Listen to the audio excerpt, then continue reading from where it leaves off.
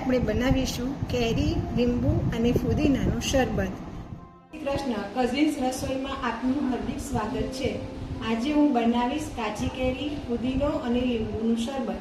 એના માટે આપણે જોઈશે 1 નંગ કાચી કેરી, થોડા ફુદીનાના પાન, 1 ચમચી મરી પાવડર, 1 ચમચી સંચર પાવડર, 1 ચમચી વાટેલું જીરું અને 2 નંગ લીંબુનો રસ તથા થોડા બરફના ટુકડા।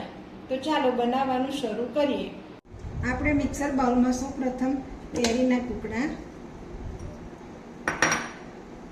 ફુદીનો થોડો ધોઈને લેવાનો છે, ફુદીનાના પાન, જીરું પાવડર, સંચર પાવડર, વાટેલા મરીનો ભૂકો અને 2 નંગ લીંબુનો રસ અને બરફના ટુકડા,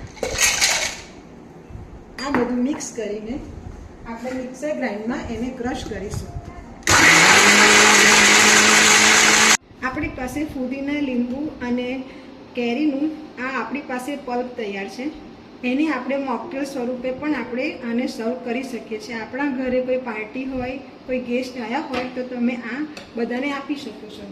આની અંદર ખાંડ કે મીઠું આવતું નથી, એટલા માટે આ ડાયાબિટીસના પેશન્ટ માટે પણ બેસ્ટ છે।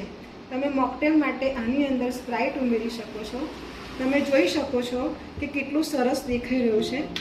અને આપણે શરબત બનાવવા માટે આની અંદર થોડું પાણી ઉમેરી અને આપણે પી શકીએ છીએ।